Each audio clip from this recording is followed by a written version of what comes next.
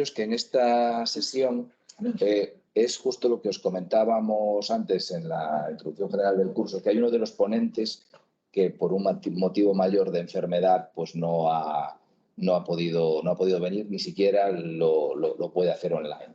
Entonces, lo que hemos decidido Sonia y yo es que Manuel Artime pues tenga un poco más de tiempo y también después quedaría más para las preguntas que todos tengamos. Sí, lo va a presentar Antonio. Muy bien. Pues tengo la satisfacción de tener a Manuel Artime, que realmente hay uno de los...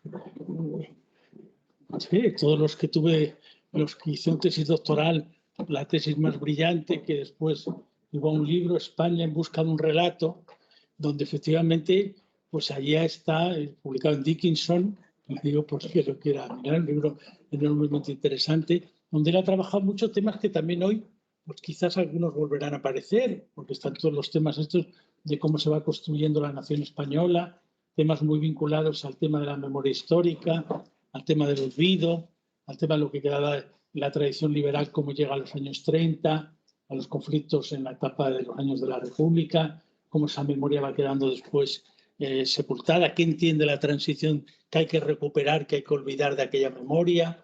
Y bueno, pues realmente a partir de ahí él ha hecho excursiones en distintos temas, porque también vinculados a problemas de filosofía de la historia, problemas de personajes de la época, por ejemplo, un artículo de enorme interés sobre Aranguren, publicado en Hispanismo Filosófico, en fin, que tiene ya una producción muy aquilatada, muy amplia, y sobre todo una curiosidad inagotable. Tiene curiosidad inagotable perseguir el debate político, el debate mediático, como le ven así ya con la edad, un poco generación Podemos, post-Podemos, pero siempre con un elemento gallego, que es un elemento como muy específico, ¿no?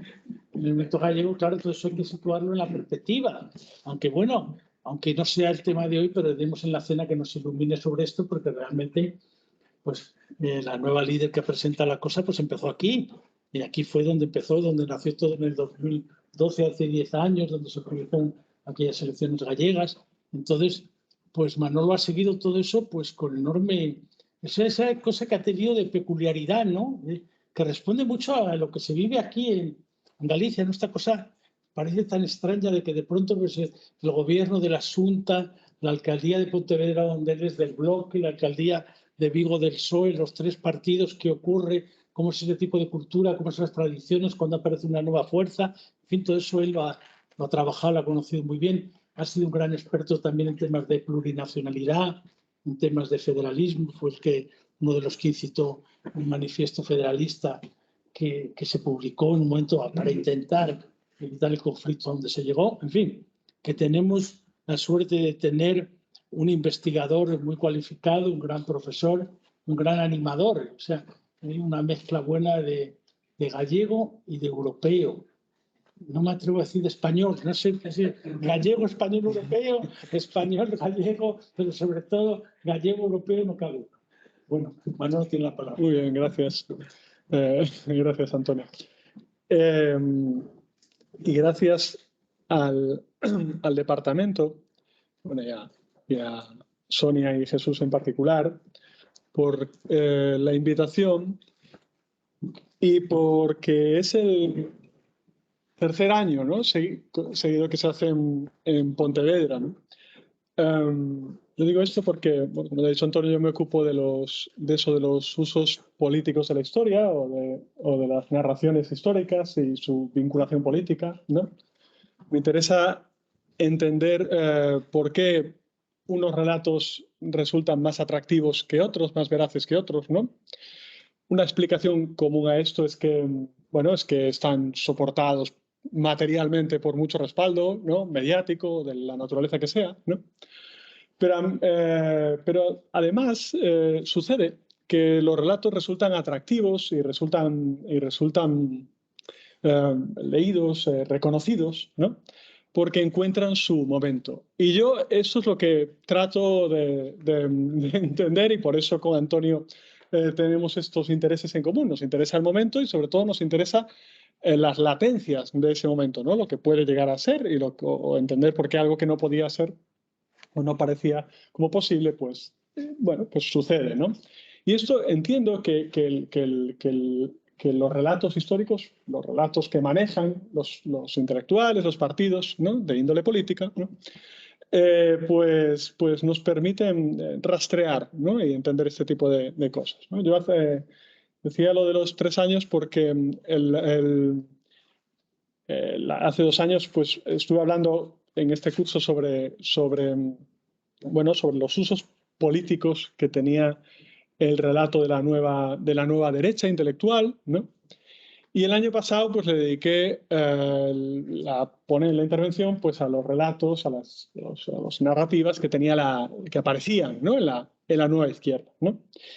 Y hoy pues voy a seguir hablando casi que de lo mismo, pero quizá en otro registro, quizá dando un paso un poquito más atrás, viendo un poquito cuál es el escenario, ¿no?, del liberalismo, ¿no?, de los relatos del liberalismo español, ¿no?, de los relatos del patriotismo liberal español, ¿no?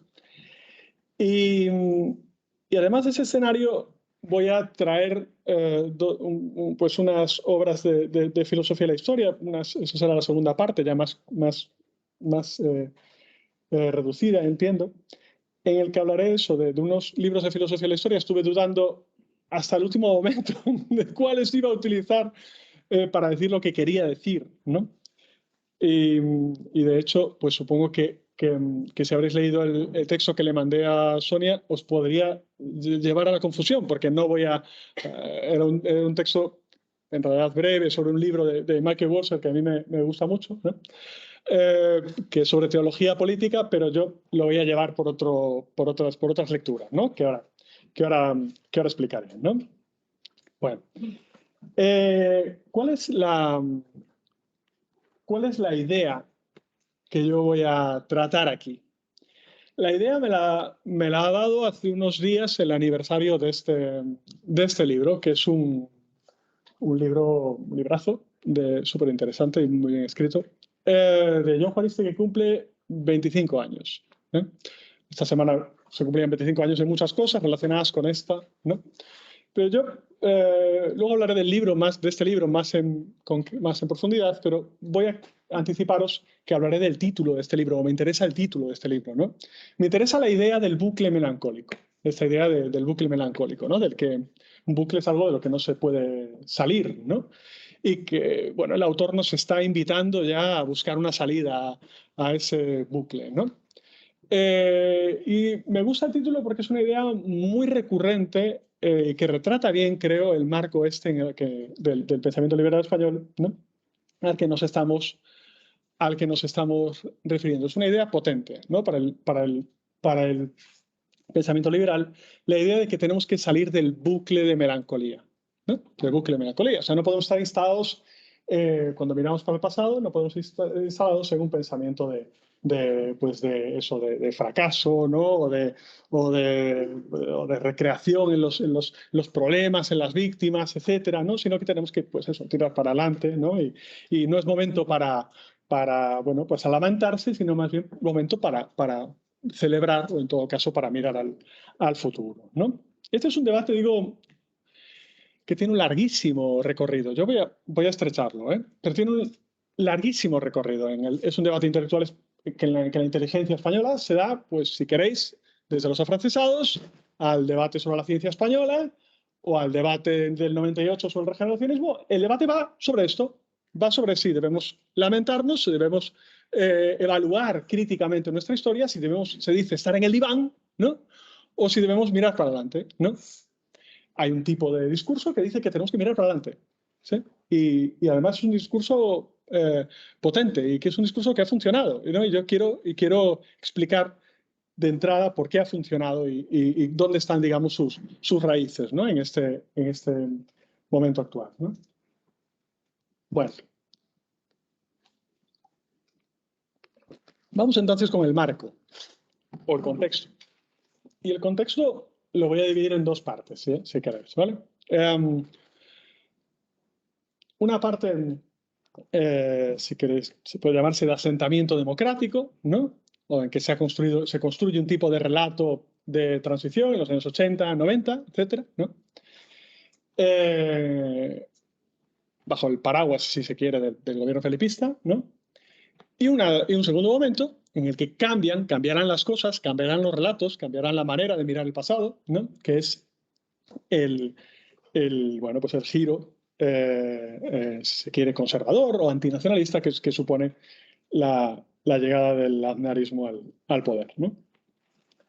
Bueno, para mi juicio, este es el primero de los dos, ¿eh? Este es el gran libro para entender cómo funcionan, entiendo yo, voy a defender, los relatos el relato de nación transicional o el relato democrático en la España de la transición y posterior, ¿no? Que es este libro de Ayala que se titula Hoy ya es ayer. Esto no es una genialidad mía, es el propio Juliá, que digamos que es uno de los principales, ¿no?, artífices de este relato, lo reconoce como tal. De hecho, le dedica un libro interesante, le dedica a ese título, ¿no? Hoy ya no es ayer, ¿no? Bueno, yo no me detengo demasiado en estos libros, solo deciros lo siguiente. Ayala digamos que en toda su trayectoria, ¿no? Precisamente va a polemizar, ¿no? Pues tanto con la generación del 98, ¿no? Posteriormente pues con los propios exiliados, ¿no? Posteriormente pues con Albornoz y Castro o con el falangismo interior, ¿no? Cuando quieren problematizar España, etcétera, ¿no? Posteriormente con los teóricos, los defensores del discurso del desencanto en la transición, ¿no? Y la idea de Ayala es muy básica, es reiterativa. Es la idea de que hoy, porque lo recoge mejor Juliá en el título, ¿no?, de que hoy ya no es ayer. Sí. ¿Qué quiere decir que hoy ya no es ayer? Que hoy no tiene importancia el ayer. No tiene importancia, al menos en el ámbito político, o para pensar políticamente, el ayer no tiene relevancia, ¿no? Yo recojo aquí algunas frases para ilustrar esta idea, ¿no? La primera es del propio Juliá, que dice, me gusta esto, dice, se niega a rentabilizar el drama familiar. Sabéis que a Ayala, referido a Ayala, ¿no? Sabéis que a Ayala pues, asesinan al padre y asesinan a un hermano, masacres, etc., ¿no? Y Juliá lo pone en valor esto, dice, frente a otros, ¿no? Dice él, se niega a rentabilizar, dice él, o sea, esta idea, ¿no?, en rentabilizar el drama familiar, o sea, en hacer causa intelectual de su propio drama, ¿no? No es el drama lo que le va a mover, ¿no? Dices, mi personalidad, dice el propio Ayala, me lleva a deshacerme de todo lo pasado y orientarme a lo que es futuro. Dice, lo urgente, si los españoles comiencen a verse no como víctimas, no como víctimas de su pasado, sino como dueños de su futuro, ¿no? O referido a Castro y Albornoz, ¿no?, al debate sobre el problema de España, dice, aparecerán a los ojos de las generaciones futuras esta clase de problemas, ¿no?, esta clase de problematizaciones, de preocupaciones, melancólicas, si quieres llamarles, ¿no?, aparecerán como obsesiones extrañas, ¿no? Pues como para nosotros la cuestión de la pureza de sangre, ¿no? Es algo que va a pasar, no nos vamos a preocupar por esta cuestión, ¿no? De hecho, el propio Santos Juliá, cuando acuña la frase hoy tan reiterada, ¿no?, del echar al olvido, ¿no?, lo que está defendiendo, de que la transición echa al olvido, ¿no?, lo que está defendiendo precisamente es esta idea de que la transición se entiende que por olvido no tanto una amnesia, yo he dedicado una tesis a esto, a defender esta idea, ¿sí?, sino a construir un relato de normalización, ¿no?, un relato de progreso, un relato de asimilación europea, precisamente que nos permite dejar de preocuparnos, dejar de atormentarnos, pasar página, ¿no?, al llamado problema de España, ¿no? Este hilo es un hilo potente. Es un hilo potente y que ha marcado abundante literatura sobre el asunto, ¿no? Recojo alguna, así muy significativa. Recojo un par de libros de Jordi Gracia, ¿no? Uno a la intemperie, que es relativo al exilio, y otro, La resistencia silenciosa, que es relativo a la disidencia en el interior, ¿no? ¿Cuál es la idea de Gracia en estos libros, ¿no? La idea de Gracia es que la cultura republicana y las preocupaciones de los derrotados, ¿no?, son irrecuperables. y son irrecuperables, como nos muestra mejor que nada la propia biografía de estos exiliados, ¿no? Según como él la recoge aquí, ¿no? Y es que se dan dos casos, o tres si queréis. Se da uno, que los que como Ayala u otros dicen que privatizan su memoria, dice, bueno, esto pertenece a mi ámbito privado y yo pues, me voy a dedicar a escribir de otra cosa, ¿no? Y se da el segundo caso de los que permanecen, dice, en el bucle, ¿sí? En el bucle melancólico, ¿sí? Dice, esos, lo que les sucede es que no se pueden incorporar a la vida política, pues llevan por otros derroteros. Cuando ellos vuelven, la vida política española lleva por otros derroteros, ¿no? Y les pasa como Max Sau, ¿no? O como Vázquez o Nicol, que no quieren volver, ¿sí? Porque ya va de otra cosa y su mundo es un mundo pasado, ¿no? Esto es lo que explica, como lo explica este Graf, ¿no? Decía que hay una tercera posición que sería, pues a lo mejor la que representa Zambrano u otros retornados que vuelven, quieren participar, pero enseguida representan o enganchan precisamente con ese discurso del desencanto, ¿no? de la transición, ¿no? De nuevo, digo, hay una serie de intelectuales, ¿no? que están sumergidos en ese bucle melancólico, ¿no? Un libro que sigue esta línea y que además recoge explicita una idea que yo quiero poner aquí sobre la mesa es de las armas y las letras de Andrés Trapillo, que también pues será, yo creo que un par de años anterior un año o dos anterior al de Juaristi, que decía, también es un libro de aniversario de 25 años, así, ¿no? Y dice lo siguiente, referido a hazaña, ¿no? Dice, la literatura es lo contrario de la política, ¿no? La literatura es lo contrario de la política. Para decir que Azaña era un fracasado en ambos ámbitos, ¿no?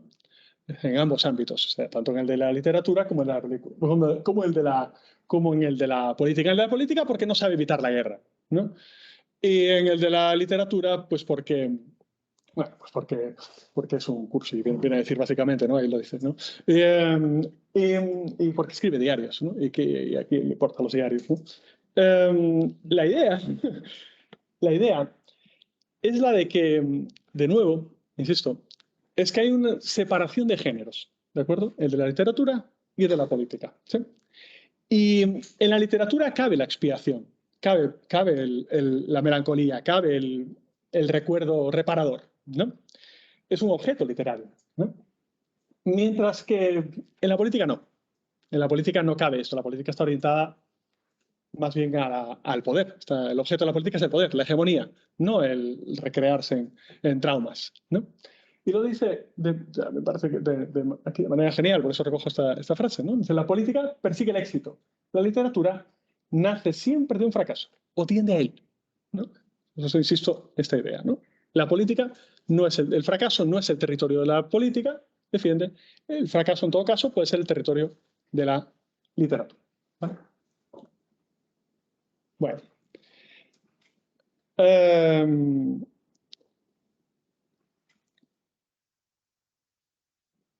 Reordenaré ¿cómo se dice esto? Las presentaciones de las... Bueno, se ha entendido esto, creo, ¿no? ¿Sí? Bien. Vamos con el segundo momento. Digamos, el giro conservador, el giro, si queréis... ¿Por qué el giro antinacionalista del nacionalismo supone un giro conservador, ¿no? Esto lo voy a explicar, creo que de manera más breve, pero... ¿Por qué sucede esto? ¿No? Hay un libro, este ya es de la transición, de la tarde de transición, de Gemelo Santos, que es lo que queda de España, ¿no? Y tiene una consideración que a mí me persigue, ¿no? Y sobre la que yo más bien persigo entenderla, ¿no? Y es una consideración que yo me tomo muy en serio. Y voy a explicar por qué. Porque creo que hay fenómenos que la respaldan, bueno, no sé si la respaldan, pero bueno, la sostienen, ¿no? Y esa idea de que la idea de Gemelo Santos es, la reflexión que se hace es, en este libro, ¿no? Es, yo me tuve que hacer de derechas para ser español, ¿no? Y es la reflexión de mucha gente, ¿sí? De mucha gente de su generación, ¿no? Podríamos preguntarnos, no es mi objeto aquí, si Azúa o Bajero o los santos, o Carreras, o en realidad en qué medida eran de derechas, ¿no? Luego, si vas a aquel programa que tanto nos gustó, de aquella entrevista, digo, nos gustó a Antonio y a mí, que la comentamos, ¿no? Aquella entrevista que hace Bertín Osborne, Gemelos Santos, ves que, bueno, que aquello de la bordeta y de la izquierda, de que era de izquierda ese joven, pues quizá fue un episodio más bien, un paréntesis, ¿no? En la biografía del personaje. Pero tomemos en serio esto. Tomemos en serio esto. Yo me tomo en serio esto. La derecha española tiene un relato con una capacidad de seducción enorme. Enorme. ¿Por qué tiene esta capacidad de seducción? ¿Por qué lo tiene? ¿No? Bueno. ¿Por qué sucede esto? ¿No? A ver, la idea sobre la que se sostiene este giro es la siguiente. Seguro que os suena, ¿eh? Y es la idea de que el nacionalismo es una amenaza, de que el nacionalismo periférico no es un sostén de la democracia, sino que es una amenaza, es coactivo la democracia, ¿no? Y que la izquierda es cómplice. Esto suena, ¿verdad? Que la izquierda española es cómplice, o sea, no defiende suficiente las instituciones, ¿no?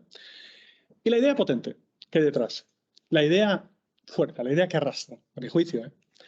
Y es la idea de que la identidad nacional española, ¿sí? La identidad española, que de cultural, quitadle todo el peso que queráis, que la identidad española se defiende a través de un relato de éxito, ¿sí?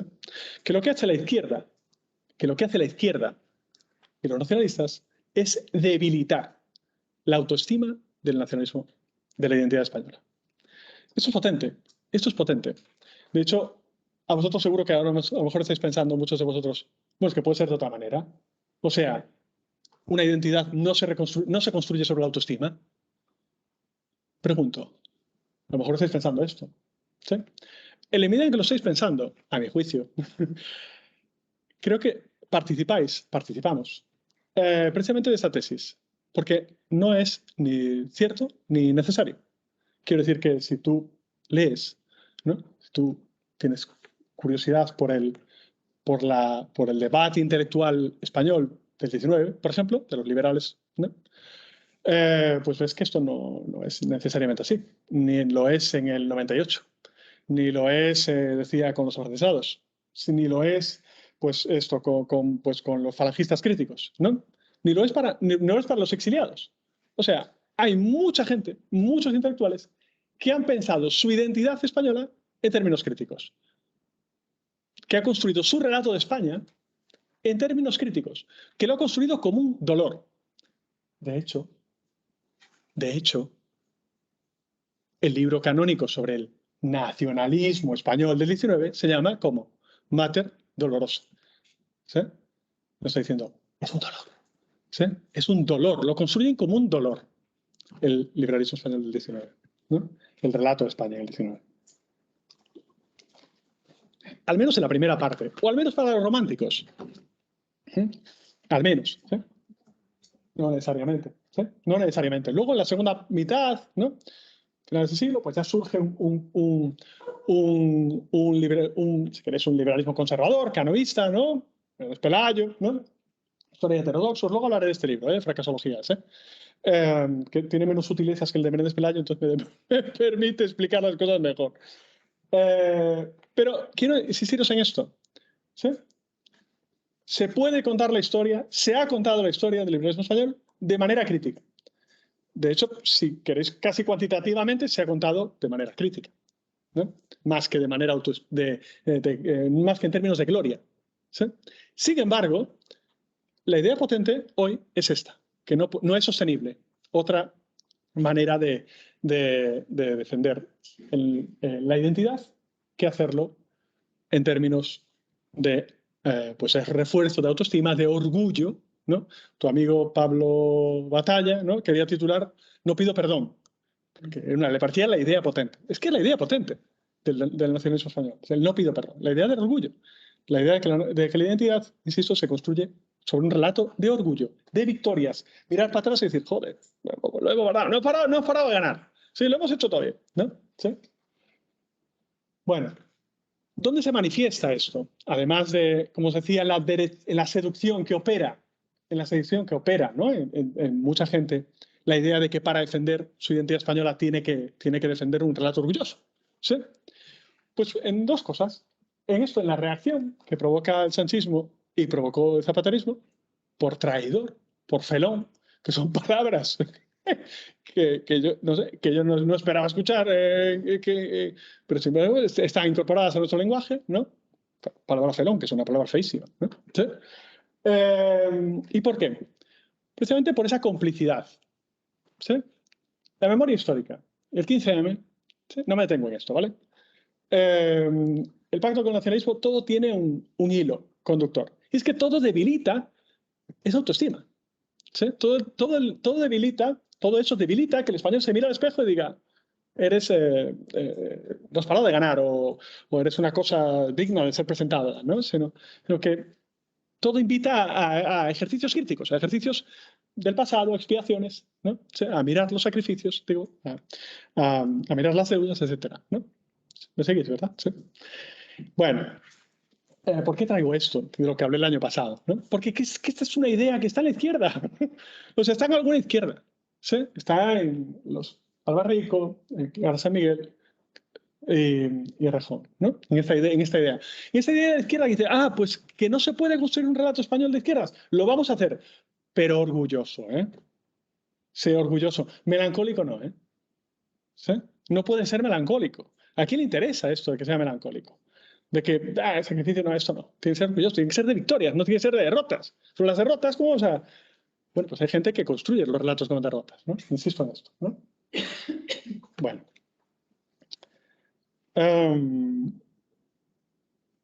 Hay gente que construye relatos sin derrotas. Hay un pueblo del que yo os quería hablar hoy, pero no me atreví, como el libro de Walser. Hay un pueblo que ha durado 2000 años sin tierra propia, sin territorio propio, con una identidad de nación, ¿verdad? Es el pueblo judío. Una identidad de nación construida sobre derrotas. ¿Sí? Sobre el éxodo, ¿sí? Que era el texto que yo os traía, ¿no? Es una idea que me interesa mucho, ¿no? El éxodo, ¿sí? Sobre el éxodo, sobre la derrota, ¿no? ¿Sí? La expulsión, ¿no? Bueno. Vamos a pasar entonces a esa segunda parte de la intervención. Que no será de Walser, he escogido esos libros, ¿no? He escogido estos libros y a toda prisa he hecho este cuadro, que es un lío, pero que solo voy a apuntar algunas cosas, ¿vale? Son libros muy interesantes de filosofía de la historia, ¿sí? Uno es o dos son de Hayden White, que es el relato histórico como artefacto literario, y otro que es metahistoria, es un poco más rollo, ¿sí? Y digamos, el primero, el del texto histórico, es más breve, además son otros relatos, el texto histórico es un texto breve. Y lo explica de manera sucinta, pero explica un poco las ideas generales.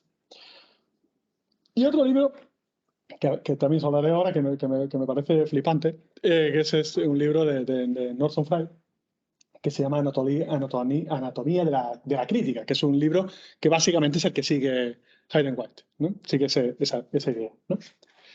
Bueno, ¿qué es lo que dicen estos libros? Bueno, estos libros dicen lo siguiente, explican lo siguiente, y es que la adhesión nuestra, ¿no? La adhesión, el reconocimiento a un determinado relato histórico, o sea, ¿por qué nos parece mejor un relato que otro? ¿Sí? No tiene que ver tanto con los contenidos de ese relato, sino con el patrón literario que escoja. El patrón literario, escuchad, literario, porque los relatos históricos, defienden esos libros, siguen los mismos patrones literarios. ¿Sí? Es más, el libro de Fry lo que dice es, no hay más que 4 patrones literarios que están ya en los mitos, y esos son los que siguen todos los relatos. 4. ¿Sí? Esto es una simplificación. De hecho, el ejercicio que yo he hecho aquí con el cuadro es un cuadro compuesto de varios libros, de estos 3 y de alguno más, ¿no? Yo no os voy a liar mucho con esto, solo voy a apuntar un par de ideas, ¿vale? De hecho, el de la tragedia y el de la sátira casi no nos van a interesar demasiado, nos vale con el de la comedia y el romance, ¿no? Pero entendemos esta idea, ¿no? Los modelos literarios son modelos de narración histórica. Los modelos de narración histórica son modelos literarios. Son modelos que además, nos dicen esos libros, no solo son modelos narrativos, sino que son modelos del pensar, del lenguaje. Funcionan como metáforas del pensamiento. O sea, nos seducen, nos invitan a ir en una dirección u otra, ¿no? Y las escogemos. ¿Por qué escogemos un mito u otro? Bueno, pues los escogemos por razones estéticas, por razones ideológicas, por razones formales, por razones políticas, por razones de muchos tipos, ¿sí? Mezcladas, ¿sí? Vale. Por ser breve, ¿sí? ¿Qué es lo que hace White? Dice, bueno, estos mitos, estos modelos de mito son los modelos de historia en el 19. ¿Sí? Hay una historia revolucionaria, una historia contrarrevolucionaria, una historia que podemos llamar postrevolucionaria y una historia antirrevolucionaria. ¿Sí? Y es para la contra y la revolucionaria, ¿no? ¿Cuál es este relato? Explico los dos primeros porque son los que os va a interesar. ¿Cuál es este relato revolucionario? Este relato revolucionario, el relato romántico que todos conocéis. ¿Sí? El del amor. ¿Sí? El de enamorarse. Igual. ¿Sí? O sea, tú tienes un sueño, tienes un ideal, ¿sí? Lo persigues, un ideal de justicia o un ideal de comunión, de afecto, ¿sí? Lo persigues porque es un ideal que está presente en ti. Los relatos históricos lo que dicen es que hay una edad de oro en que vivíamos armónicamente, ¿sí? Amorosamente, fraternalmente, ¿sí? Una edad que hemos perdido, es un periodo que hemos perdido, ¿sí? Que hoy no vivimos en él, hoy vivimos, pero que lo vamos a recuperar, ¿sí? Eso es un planteamiento revolucionario, es un planteamiento histórico idealista, revolucionario, ¿sí? Vivimos en una edad de oro y la vamos a recuperar. Este relato invita a mirar al pasado, y es el que invita a mirar al pasado de manera rememorativa, si queréis, o de manera expiatoria, ¿no? Han muerto, ¿lo veis? Han muerto por nosotros. Vamos a perseguir esos ideales, ¿no? La novela romántica está cargada de esta novela romántica y la novela histórico-romántica está cargada de esta literatura, ¿no? El relato del exilio judío explica, como pusieron aquí Frey, ¿no? Pues es el que sirve de modelo, ¿no? Nosotros éramos un pueblo feliz en Jerusalén, nos exiliaron y a ver si volvemos, ¿no? A ver si volvemos. El Nabucco, ¿no? Que está, por cierto, en el Teatro Real, ¿no? ¿Sí? Pues nos exiliaron, en Babilonia en este caso, a ver si volvemos, a ver si. Ese es el relato romántico, ¿no? ¿Qué sucede? Sucede que en la posrevolución, después de la revolución, este relato pues ya no es tan potente, ya no es tan atractivo, ¿no? Y el que se impone más bien es un relato, se llama cómico, ¿sí? Ahora explico por qué, pero es un relato contrarrevolucionario. Y lo que nos dice básicamente es, chicos, napoleónico, chicos, la revolución no hay que hacerla porque la revolución ya está hecha, ¿sí? Es un relato, antes citaba Antonio, de fin de la historia, los relatos de fin de la historia tienen esa estructura de relatos de comedia, de relatos de final feliz, importante esto, consumado, ¿sí?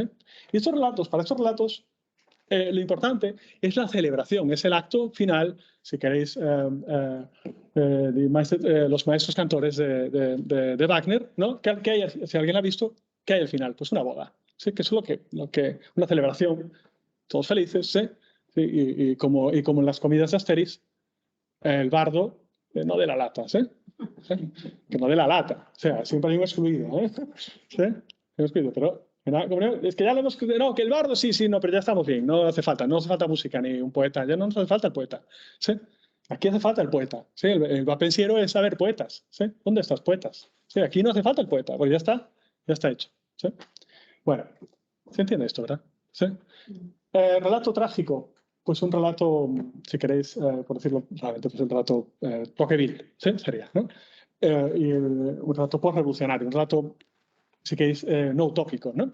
Y un relato satírico, ¿no? Ya irónico, total, ¿no? De desilusión, ¿no? En el que solo lo que podemos hacer es reírnos del absurdo en el que estamos viviendo porque la injusticia no podemos escapar, ¿no? Bueno, no me detengo en estos.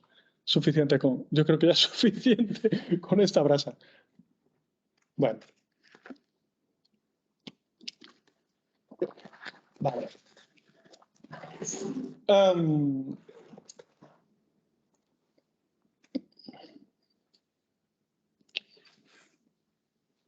Bueno, eso lo he explicado. Vamos entonces, como prometía, de nuevo al bucle melancólico. ¿Sí? ¿Qué es el bucle melancólico? El bucle melancólico es una crítica a lo que él llama la hegemonía del nacionalismo en el País Vasco. ¿Sí? Es una crítica, es un intento de descomponer el relato conservador nacionalista vasco. ¿Sí? Y es un intento de descomponerlo. Es un librazo, es un libro genial, a mí me parece, ¿no? Porque aunque es muy cabroncete, o sea, pues se fija en algunos datos, ¿no? Pero no son importantes los datos, pues datos que podrían descomponer el relato. Pues dice, pues que el padre Arzalluz era franquista, ¿no? O los Arana decían que defendían a los agricultores, ¿sabes? Pero luego especulaban en bolsa. ¿Sí? O Bilbao siempre fue anticarlista. O la guerra civil no es una guerra épica, es una guerra civil entre vascos también, ¿sí? No es una guerra de invasión, ¿no? Bueno, estas son las ideas, o algunas ideas que transmite, pero no son lo relevante del libro. Lo relevante, o sea, de lo que se da cuenta, Juaristi es un tío muy listo, ¿sí? De lo que se da cuenta es que la batalla cultural no está en los sucesos, no está en recordar aquello o aquello u otro, porque la gente se ha abrazado a un relato. Entonces, lo que es que descomponer el patrón de relato. ¿Sí? Es un patrón del relato. Un patrón épico, un patrón del primero tipo, romántico. ¿Sí? Romántico. ¿Eh? Con matices, ¿eh? Con matices porque es romántico, pero dice, porque están apelando a una pérdida que nunca fue pérdida. Bueno, no sé cómo hay tiempo, pero sí, bueno, no me detengo en esto mucho. ¿Sí? En realidad no han perdido, pero ellos dicen que han perdido para preservar, ¿no? Pero no han perdido, ¿no? Se entiende, ¿no? Es un patrón, sigue el patrón romántico. Entonces, ¿qué hay que ponerle a esto? A un relato romántico. Lo que hay que ponerle, para descomponerlo, es un relato cómico. Cómico no en el sentido de risas, insisto en esto, sino un relato contrarrevolucionario o un relato positivista, un relato de celebración, un relato de futuro consumado, un relato que refuerce la idea pues de que hemos ganado. Sí, de que no hay nada que perder, o sea, no hay nada que recuperar, porque no. Es genial porque el libro se pasa la cantidad de tiempo dándole hostias a Unamuno y a Arana, pero principalmente a Unamuno, porque le echa la culpa. O sea, por eso os digo que se centra en la cuestión del patrón, porque dice, Unamuno es el que se inventó la idea de que el vasco ha perdido, ¿no? De que el vasco ha perdido. ¿Sí? Lo que pasa es que Unamuno luego dice, bueno, ha perdido y esto es irrecuperable. Arana dice, no, lo vamos a recuperar, ¿no? Pero coge esta idea de Unamuno, ¿sí? Ya lo hemos jodido, ¿sí? Ya lo hemos jodido. O sea, vamos a deshacernos de todo esto. No hemos perdido, ¿sí? No hemos perdido, ya hemos ganado, estamos ganados, ¿sí? Dice, mi juventud, y eso es lo más potente, ¿no? del libro, dice, nos hemos educado en este relato sacrificial, ¿no? Y nos hemos sacrificado. Dice, estábamos en ETA, muchos, en India, ¿no? Dice, Onaindía, saca de Onaindía, dice, no nos sacrificamos porque el pueblo vasco lo mereciera, ¿no? Dice de Echeverrieta, ¿no? Esa se refiere al primer etarra, dice, no porque lo mereciera, sino porque no lo merecía, precisamente para que lo mereciese. O sea, el merecimiento está en que ellos se sacrificaban, ¿sí? Y esto se transmitía generación en generación, ¿no? Ese ha sido un relato, digo, este desmontaje, digamos, ha sido enormemente potente, ¿sí? Para digamos, rearmar y deconstruir, si quieres decirlo así, el nacionalismo conservador vasco, ¿no?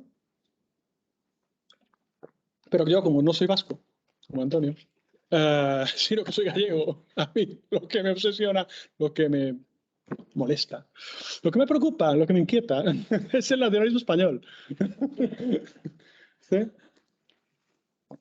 Perdón, con matices. Me preocupa cierto nacionalismo español, me preocupa cierta idea del nacionalismo español. ¿Sí? Por eso voy a focalizar en esa cuestión, ¿no? Voy a intentar explicar cómo se construye cómo se ha construido este arquetipo al que me refería antes, ese marco al que me refería antes, ¿no? Y podría coger muchos libros a los que me he referido ya, ¿no? Pero voy a coger el de Elvira Roca y fracasología, que bueno, conecta con la hiperfobia, ¿no? Pues por una razón muy sencilla, que ha vendido 200.000 copias, ¿eh? O sea, si nos interesa saber, si nos interesa entender, ¿no? Si nos preocupa, ¿por qué hay historias que arrastran y otras que no? Pensemos que esto ha vendido 200.000 copias, hiperfobia, en este caso, ¿no? 200.000. Creo que solo Patria, por cierto, solo Patria, que conecta con el otro tipo de relato, también vendió, creo que bastante más, creo. Bueno, pero 200.000 copias, caray, ¿no? Parece impensable esto para cualquiera que escriba ensayo, ¿no? ¿Sí? Bueno, a mí me encanta esta primera frase que he escogido aquí, por eso la pongo, ¿no? De Madariaga pensaba que el español empezó a tener dudas sobre sí mismo cuando le flaqueó la fe en Dios y en la providencia, y que la providencia le había encargado llevar al cristianismo a los confines. Solo discrepo en el orden de los factores. Primero se pierde la confianza y luego lo que la justifica. ¿Qué quiere decir esto? Dice, bueno, Madariaga ha dicho que España cae, que España entra en declive, que entra en debilidad cuando pierde la confianza en Dios, ¿no? Esto Elvira también lo cree, ¿no? ¿Sí? Pero lo que quiero recordaros es que el pensamiento liberal construye su relato sobre esa estructura, sobre esa idea, no que pérdida de fe en Dios, pero sí que entiende que la crisis, sí que ha entendido que las crisis institucionales, que la crisis de identidad que ha aparecido la identidad española, la cultura española, el patriotismo español en los últimos años, pensemos en estas crisis, ¿no? Lo que se ha escrito, ¿no? Que tiene que ver con una pérdida de confianza. O sea, no a la inversa, nos dice ella, ¿sí? Sino que primero se pierde la confianza y luego entra en nuestra sociedad. Primero se pierde la confianza en las instituciones, en los valores que nos hemos dado, y luego entran crisis esas instituciones. Repito, esto es una argumentación muy recurrente, enormemente recurrente, ¿sí? Los críticos dirán lo contrario, dicen, bueno, perdimos la confianza porque las instituciones pues, funcionaban mal, ¿no? Pero ellos, insisto, insisto en eso, el debate se cifra en modelos de relato, ¿sí? En el orden, no en los sucesos, sino en el orden en el que los ponemos, ¿sí? Bueno, ¿qué nos dice doña Elvira aquí, no? Bueno, pues que todo viene, el libro es un delirio, la verdad, pero todo viene de la leyenda negra, ¿sí? Todo viene de la propaganda extranjera y de los afrancesados, porque entre los afrancesados y entre los franceses y los protestantes, pues nos han inoculado un tipo de cultura, pues eso, acomplejada, ¿sí? O autolesiva, ¿no? Y bueno, pues esto nos ha llevado, pues donde nos ha llevado, nos ha debilitado como identidad, ¿no? Por esta idea, insisto, pues es una idea contrarrevolucionaria. Es la idea de la segunda mitad del siglo, es la idea canovista, y es la idea de que la nación se construye, de que el patriotismo se construye en torno a Estado e Iglesia, ¿sí? En torno a trono y fe, ¿sí? O sea, es una comunión con las instituciones que tenemos, ¿sí? Es un refuerzo, es una autoestima, es un orgullo respecto a las instituciones vigentes, Estado e Iglesia, instituciones que han llegado, ¿vale? Esta idea de comunión, ¿sí? Es una idea, insisto, que es una idea de base que doña Elvira coge de Menéndez Pelayo, solo que en Menéndez Pelayo hay muchos más matices y estos libros, precisamente como no tienen matices, llevan a planteamientos delirantes, ¿no? Delirantes, pero 200.000 copias, insisto en esto, ¿eh? ¿Sí? Bueno. Vale. Ya ahora voy cerrando, ¿vale? Bueno, ¿qué ha tenido enfrente este libro? ¿Qué ha tenido enfrente este libro? Este libro ha tenido tragedia y ha tenido sátira, ¿sí? Ha tenido tragedia y sátira, ¿sí? Ha tenido sátira. Muchos historiadores se han cachondeado del libro. Han dicho, ¿pero qué dice esa mujer? Que hay perifobia sobre todo, ¿no? Que dice aquí, aquí o aquí, ¿no? ¿Sí? O sea, han remitido a hechos. 200.000 copias, ¿sí? Pueden ponerse en fila todos los historiadores a decir 200.000 copias. O sea, que pueden decir todos los hechos que queráis, ¿sí? Pueden desmentir esto y lo otro, ¿sí? Pero el relato potente es el otro, ¿sí? Porque no es, insisto, el dato el que va a desmontar un relato. En la batalla cultural no son los datos lo que desmonta un relato, sino el modelo narrativo. Defiendo esta idea. ¿Sí? El profesor Villacañas, que ha escrito, además de este libro, un tercero que yo creo que debía haber puesto aquí, que es historia del pensamiento político español, ¿no? Defiende, esto lo podemos discutir en otro momento, una idea más bien trágica de la identidad española y del patriotismo español. Una idea más bien trágica, ¿no? Una idea más bien pedofilia, con relación pasiva de Franco, una idea más bien de que, bueno, de que no hay nación, hay nación existencial, pero no hay nación constituyente. O sea, de que no hay por ningún lado por dónde construir un nacionalismo español. ¿Sí? Hay un nacionalismo español, uno, y es este, señores, el que tiene Elvira Roca, Menéndez Pelayo, Cánovas y demás. ¿Sí? Y el tardofranquismo. ¿Sí? Esa es la idea de España que hay, ¿sí? Y por eso viene Vox, es lo que defiende aquí, ¿no? Bueno, eso es muy simplificado. Vale. ¿Cuál es la alternativa a esto? ¿Cuál es la alternativa a un relato con una estructura, insisto, cómica? ¿Sí? Una estructura autocomplaciente, un relato de fin de la historia. ¿Sí? Pues es un relato épico, o sea, es un relato romántico. Un relato romántico. ¿Se ha intentado este relato romántico? Bueno, pues hay historiadores, por ejemplo, si estáis atentos a este debate, hay muchos historiadores que han recuperado la figura de Padilla, ¿no? Y de los comuneros. Se ha publicado estos años, ¿no? Precisamente con el aniversario el año pasado y el anterior, con el aniversario, pues se han publicado varias cosas pues, muy interesantes, ¿no? A ese respecto, ¿no?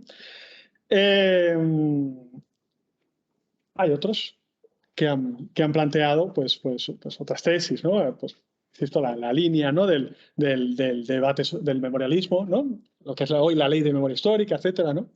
Maneja otro planteamiento, la idea pues, de que, efectivamente, de que hay una tradición española democrática que es recuperable. Decía precisamente un intelectual vasco joven conservador el otro día, que es profesor de Derecho Constitucional, dice, joder, es que en esta ley hay constituciones buenas y constituciones malas, ¿no? Decía, están la del 12, ¿sí? Están la del 69, ¿sí? Pero luego, y la del 31, pero luego, pues la del 45 no vale, ¿no? La del 76 tampoco vale, ¿no? ¿No valen estas? ¿No eran? Pues no, claro. No. O sea, si tú quieres construir una épica democrática, si tú quieres alimentar la idea de un sacrificio perdido, ¿no? ¿Sí? de unas víctimas y unos luchadores por la democracia perdidos, ¿no? Pues hay unas constituciones efectivamente que son mejores que otras. ¿Sí? Bueno, en todo caso, y concluyo ahora sí. Esto no ha habido un Galdós, ¿no? En todo eso no ha habido un Galdós. O sea, no ha habido quien le escriba, ¿no? a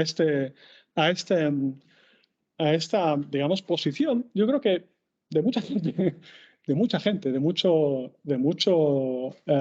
personas que se identifican, yo también, Antonio, antes me lo preguntabas, ¿no? Como españoles, ¿sí? Y que les parece peligroso, les parece inquietante, ¿no? La idea de que identificarse con algo sea identificarse de manera orgullosa, ¿sí? Que les parece que esto tiene una deriva complicada, ¿sí? No necesariamente, porque las ideas no hay una línea directa entre modelos de relato e ideas, sino que modelos de relato pueden servir para cosas diferentes, pero sucede o viene sucediendo precisamente esa cuestión, ¿no? ¿Por qué escojo Galdós, ¿no? Y los episodios nacionales? A ver, primero porque Galdós, o sea, si tuvo éxito Elvira Roca con Imperiofilia, Galdós, en términos relativos, tuvo mucho más, ¿no? Mucho más. Y era un relato de identidad española revolucionaria, si queréis, de izquierdas, ¿sí? Si queréis, de izquierdas, una palabra, ¿no? En todo caso, un relato soberanista español, ¿no? Que exaltaba la democracia, ¿no? que tomaba al pueblo como protagonista. Yo no me he leído todos los episodios, pero lo he intentado. Pero una idea muy recurrente es esta. El pueblo es protagonista, es un pueblo que sufre, es un pueblo doliente, con dolor, ¿sí? Y un Estado inoperante. ¿Sí? Bueno, ¿por qué es mejor Galdós que Cánovas? ¿Por qué? Al final el nacionalismo español de fin de siglo, el liberalismo conservador de fin de siglo, lo que hace es, insisto, esta idea, convertir la guerra de independencia en una guerra de defensa no una guerra patriótica en el sentido de una guerra de defensa del altar del trono, o sea, de comunión. Nos los llevan, que me contó mi profesor en cuarto de GB, ¿no? Nos los llevan. O sea, alguien gritó, nos los llevan, y se levantó el pueblo madrileño. Estábamos en un autobús, ¿no? Pasando Madrid, ¿no? Aquella frase me quedó grabada. ¿Sí? Pues el pueblo se levanta porque se siente amenazado su identidad, que está ligada al trono y a la iglesia, ¿no? y a la fe, ¿no? Galdós defiende otra idea, ¿sí? Defiende la idea de la guerra de independencia en términos soberanistas, ¿no? ¿Por qué soberanistas? O sea, ¿por qué el soberanismo popular está ligado a un relato sacrificial? Pues una idea muy sencilla, con la que ya cierro. Una idea muy sencilla. Para defender que el gobierno pertenece al pueblo, lo que tienes es que contarle a la gente históricamente que ha habido un pueblo que ha luchado y muerto para que tú tengas esas libertades. Y este es el relato épico de Galdós. Y nada, y ahora las preguntas.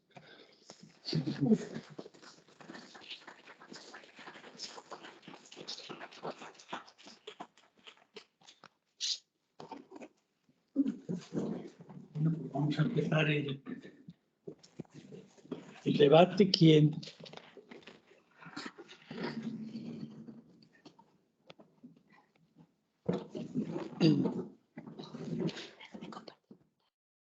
Sí, bueno. Para ver los que piden ahí.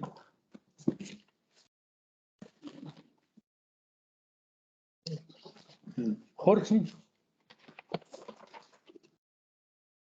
Ya no está, ¿no? Sí.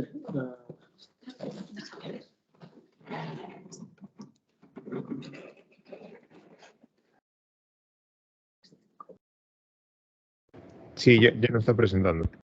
Está todo, ¿no? Sí, no se ve la presentación, gracias. Muy bien, pues Jorge. Gracias. Bueno, yo te quería pedir, por si queréis, ves la oportunidad de hacer un comentario más amplio respecto a este intento que has mencionado por parte de algunos representantes de la izquierda de construir un relato orgulloso. Así que todo este verbo mencionabas a Santiago Alba y a Rejón, se lo ha publicado y a Rejón lo ha defendido, vamos, también en este libro. Y tiene un libro con Chantal Mouffe. Sí. Sí, y entonces, pues si podrías, ¿a qué modelo tú y luego también te quería pedir, has hecho referencia a estas intelectuales que parece que necesariamente tienen que colocarse en la derecha, porque si no, no verían cómo situarse respecto a lo español. Los has mencionado a tú, a Ovejero, claro, son muy distintos, ¿no? Y es por si quieres hacer algún comentario respecto a esa deriva tan curiosa, ¿no? Para hacer, etcétera.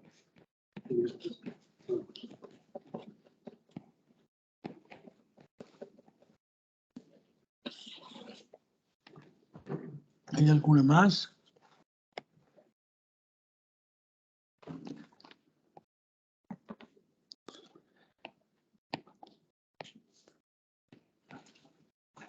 Pues si te parece, contestas esta primera que da mucho de eso, ya vamos. Sí, no. Pues son las dos que dan mucho, claro. Ok, sí. Muy bien. Vale. Bueno, lo cierto es que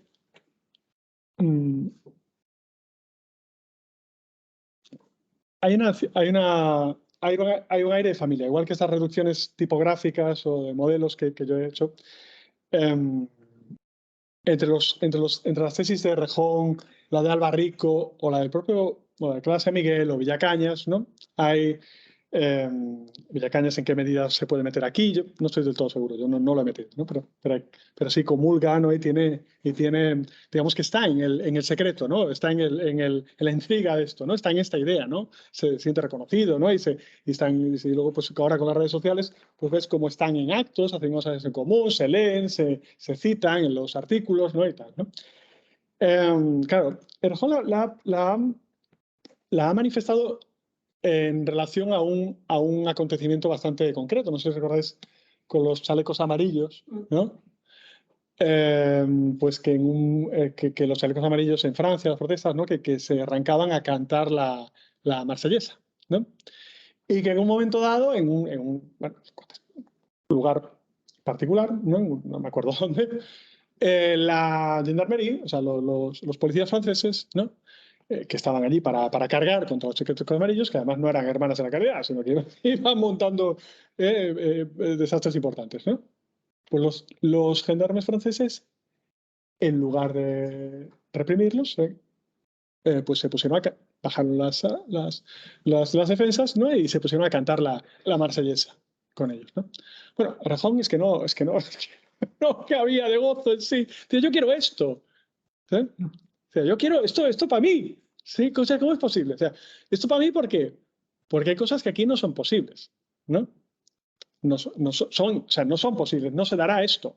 Hoy no se daría esto, ¿no? No sé, si se da esto, a mí me explota la cabeza. ¿Sí? Que la policía se ponga a cantar, primero que los manifestantes se pongan a cantar el himno español y luego que la policía con ellos, ¿no? ¿Sí? O el himno riego, imagínate, la policía con ellos, no sé. Bueno, ¿no? Sería impensable, ¿verdad? Sería impensable. ¿Cuál es el motivo? Bueno, es el motivo principal. El motivo principal, a mi juicio, ¿sí? Pero yo creo que es sencillo, tampoco es que en Francia opera un relato de raíz, realmente, de lo que decíamos romántico, ¿sí? De carácter revolucionario. ¿Sí? O sea, la identidad francesa, por cierto, en ese sentido, como dices, parecida a la de muchos países, a muchas repúblicas americanas, ¿no? Que se inspiran en ella, o a la propia asalto al Capitolio, ¿sí? Como un acto patriótico. ¿Sí? La identidad está ligada para ellos a la revolución, al hecho de la toma del poder por el pueblo. ¿Sí? Eso es una identidad popular. ¿Sí? Yo no quiero reiterar en esto, ¿no? Pero la fuerza que tiene el canovismo en el tardo liberalismo español es enorme. ¿Sí? Y bueno, y que aquí se ha hecho buena ese lamento de Castelar, ¿no? Tras la derrota, ¿sí? De la segunda experiencia, de la primera experiencia republicana, ¿no? Cuando pierde con las tropas monárquicas, con las tropas alfonsinas, aquello de no hay pueblo, lo que hay es muchedumbre. ¿Sí? Villacañas compra esta idea, ¿no? Para criticarla, pero compra esta idea. O sea, la idea de que no existe tal pueblo. O sea, no es posible construir una épica popular soberanista en España. No es posible. No es posible. Yo no sé, lo que no es posible es leerse todos los episodios nacionales. Yo no estoy intentando, pero. Y van de eso. No es posible. ¿Sí? No es posible. Bueno, no sé. Yo sí que he leído que es toda hazaña.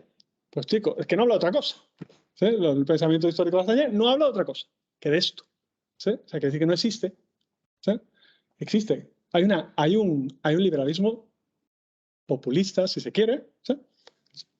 Peor sentido de la palabra también. Es peligroso. ¿Eh? Por eso necesitamos, no por recuperar el cuadro, por eso necesitamos en política como en literatura 4 modelos de relato. O sea, no podemos prescindir de ninguno. La cuestión es que no podemos prescindir de ninguno, como no podemos, por cierto, están relacionados con las estaciones del año, como no podemos prescindir del verano, de la primavera y del otoño. Antes hablamos de la primavera, ¿no? Antonio echaba de menos de llegar a la primavera, ¿no? Todo el mundo diciendo, ya verano, que ya verano, no, pero ya llegará la primavera, ¿no? Pues no podemos prescindir de la primavera, el relato romántico es un relato de primavera, ¿no? Igual que no podemos abrazarnos a la épica, ¿no? Que el Juristi nos dice, cuidado con la épica, ¿no? Cuidado con la épica en el sacrificio, ¿no? O sea, ningún relato en política, en pensamiento político, ningún relato es prescindible. Ningún modelo de relato es prescindible, quiero decir. Lo he llevado a mi terreno.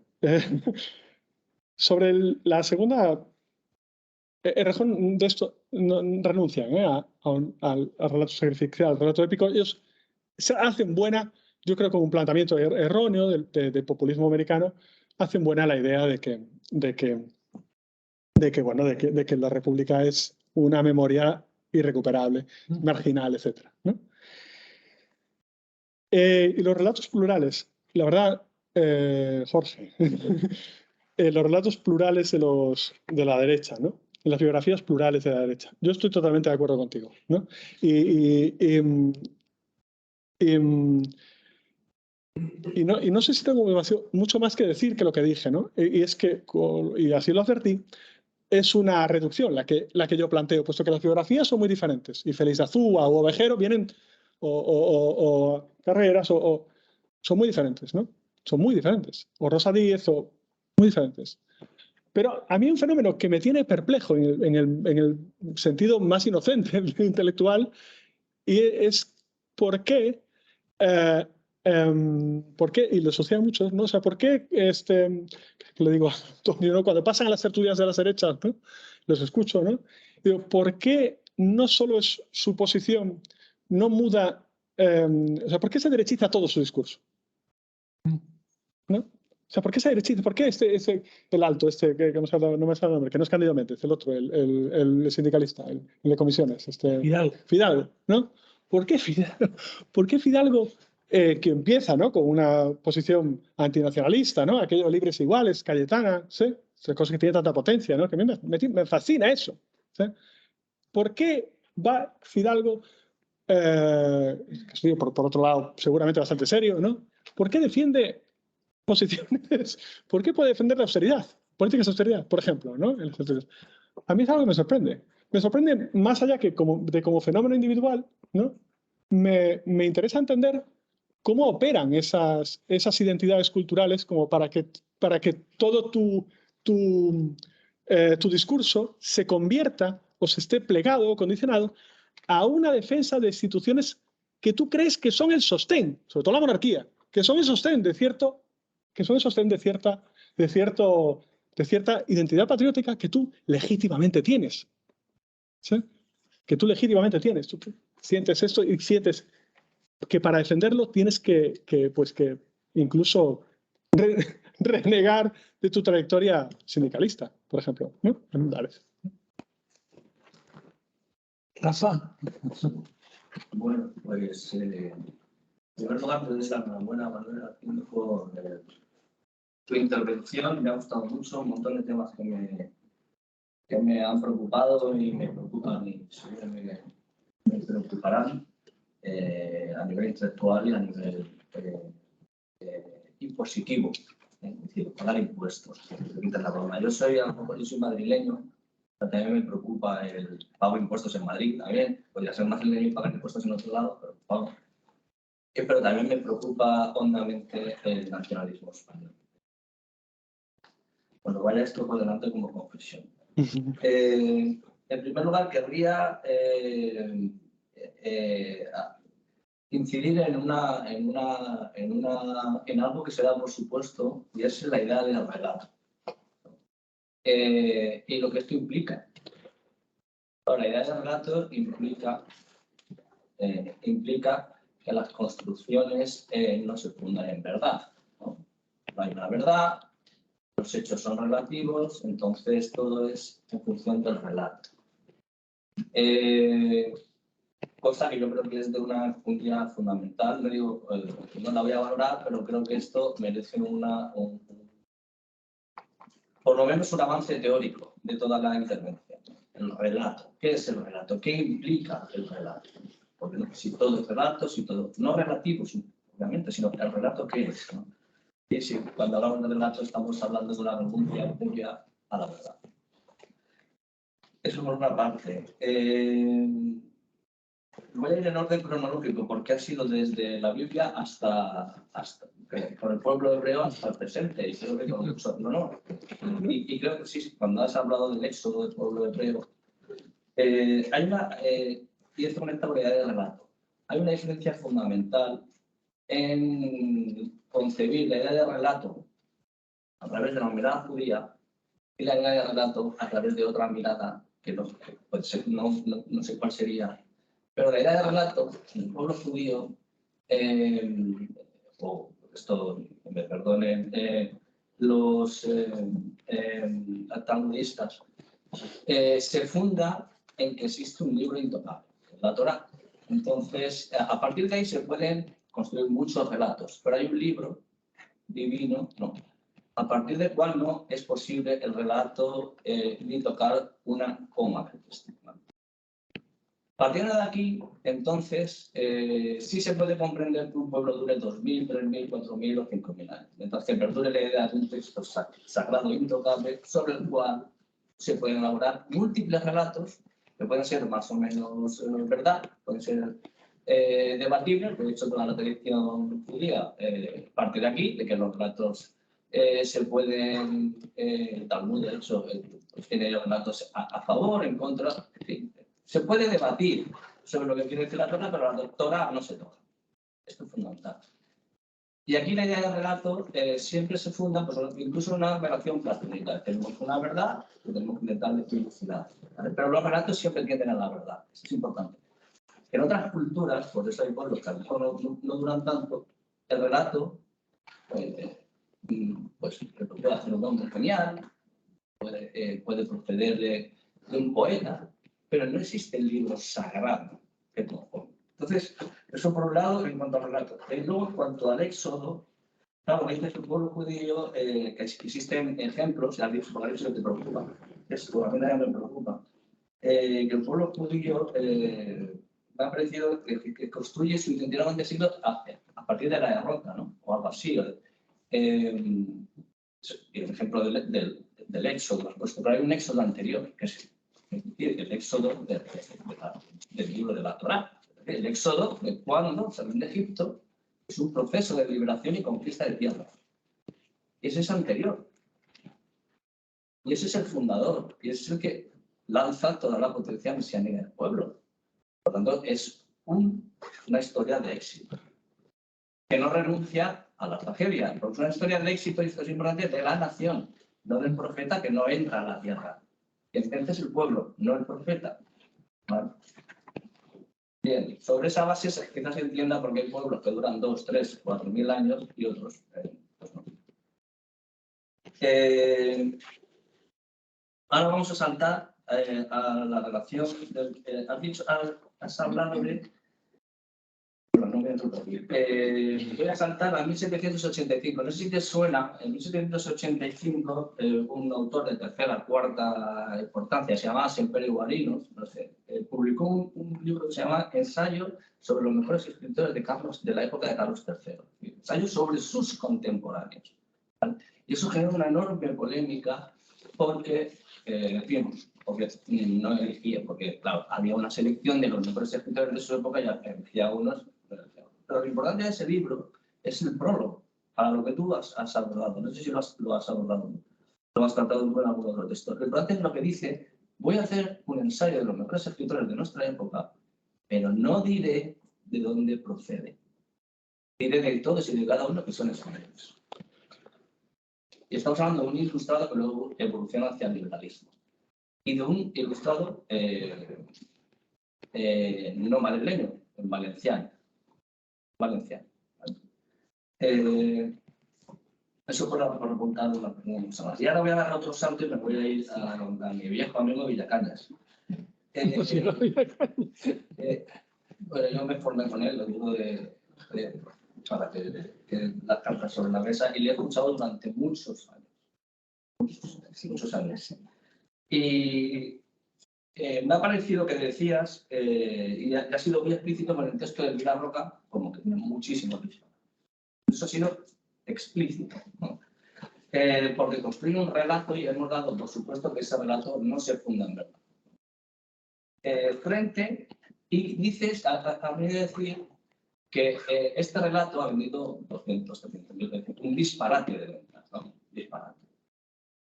Y esto, claro, la gente lo compra porque quiere identidad. Todo el mundo compramos identidad, continuamente.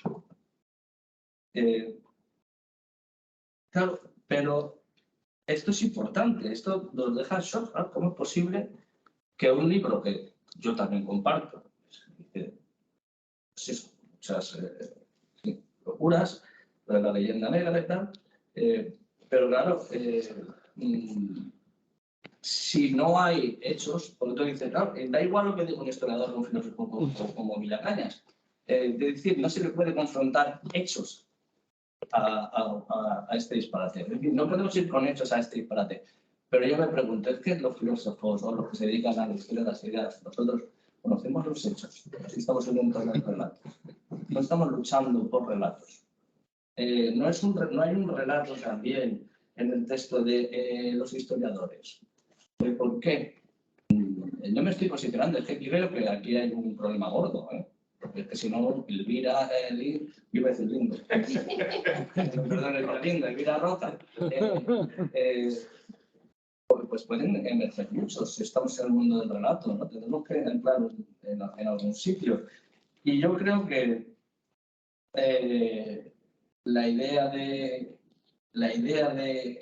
relato, en el fondo,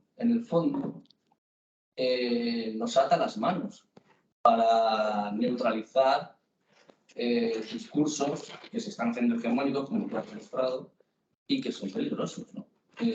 Y que hay que arriesgar alguna vez alguien que diga, no, esto no es un relato, esto es verdad. Bueno, te parece que tenemos dos más también. No sé si Manolo, pues casi que pasen las dos también y después ya que tenga él una, porque como tiene lo de la verdad y el relato podemos estar, a ver. Sí, José Manuel, vete hablando porque tienes que quitar tú el micrófono, lo tienes cerrado. Yo te permito. Ahora sí, que yo antes no podía, ya. Te oímos muy lejos, Manuel. Hola, buenas tardes, compañeros. Enhorabuena, o sea, porque os metéis en unos berenjenales que lo veas, cojones. Sí, yo quería hacerte, bueno, lo de Roca, es un poco, no solamente el relato de Roca, es que lo prologa Arcadi, lo recomienda Borrell, lo recomienda Isabel Coixet, lo recomienda Vargas Llosa. Quiero decir que no es que solamente sea el puro relato disparatado de una señora historiadora y tal, ¿no? Sino que hay un metarrelato que lleva. Y entonces ahí quiero yo entender, parece que te he entendido que hay un liberalismo más bueno que otro. Hay un liberalismo malo y un liberalismo que puede ser más bueno. ¿Sabes? Igual que es la tercera vía de mi amigo Tony Blair, o sea, como si fuera el capitalismo bueno y el capitalismo malo. Y te quiero provocar un poco por ahí, ¿sabes? Porque yo estoy con las tesis americanas, pero de las periferias americanas, de que el liberalismo ni una palabra, ni la primera. Porque tenemos ombligo, porque el individuo como tal lo especifica el liberalismo, no existe.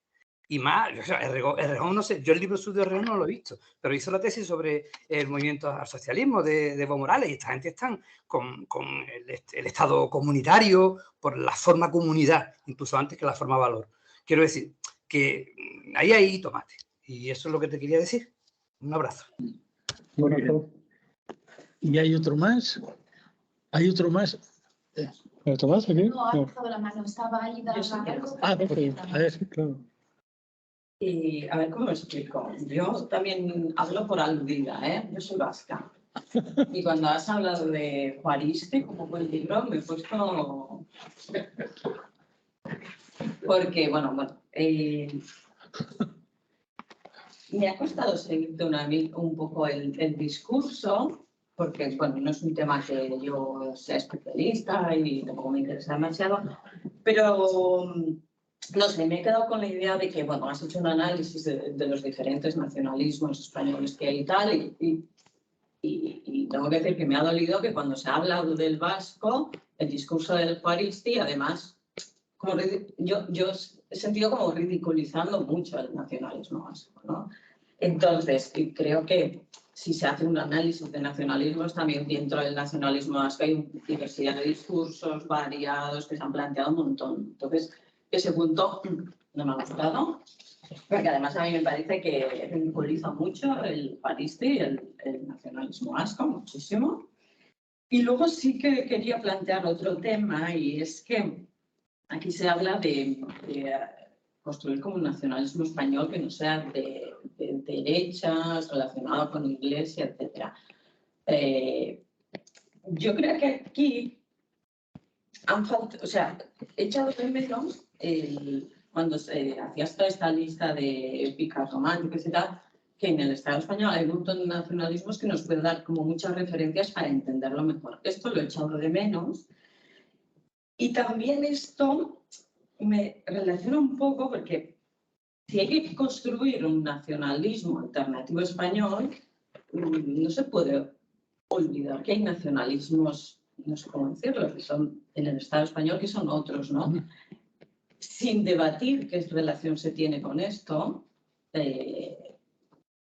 faltan piezas, porque es una realidad que tiene mucho peso en el Estado español. Yo creo que este debate al nacionalismo español de izquierdas le falta. A ver, Jesús, ha pedido también. Primero los de la... ¿Hay alguien pedido? Pero si algo que no queda allí, ¿no? No. Bueno, pues me ha interesado mucho también, y además el asunto que ha sacado, que ha recogido Rafa sobre el tema de la verdad, los relatos, yo creo que seguirá saliendo en el curso. No voy a entrar ahora más en ese asunto y a Rafa, pero sí tengo la sensación de que tenemos un cierto anhelo de que algunos hechos nos vinieran a salvar. Y tengo la sensación de que eso es muy complicado. Y sobre todo es muy complicado en épocas de gran polarización social, política. Entonces, no lo sé, eso seguiremos hablando. Yo también comentaré algo de eso probablemente en mi ponencia, pero sí que veo que es como que necesitamos en algún momento decir, bueno, es que no tenemos una vara de medir, no conseguimos encontrar algo que dirima la buena historia de la mala historia, ¿no? Y claro, Elvira Roca ha sido apoyada también por historiadores. Dentro de los historiadores ha habido un debate. Es decir, que no tanto en este libro, pero sí... Por la preceptora. Por la preceptora real. Por Carmen Iglesias. Bueno, es un dato importante. Varela también ha entrado en ese debate. Menos de manera. Ha habido, digamos que también discusión histórica e historiográfica, con lo cual, más allá incluso de ello, ¿no? Si realmente se mostrase que todas las tesis, que supongo que no será así, de Elvira Roca son fácticamente inexistentes, ¿qué significa que ese libro tenga ese aliento y sea apoyado por una gran cantidad de personas?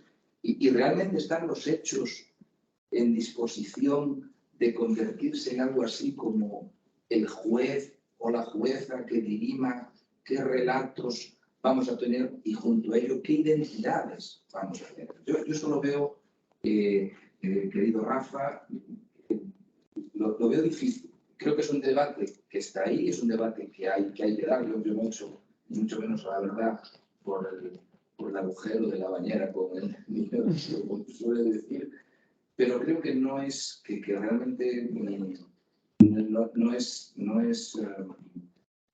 intentar buscar algo así como una especie de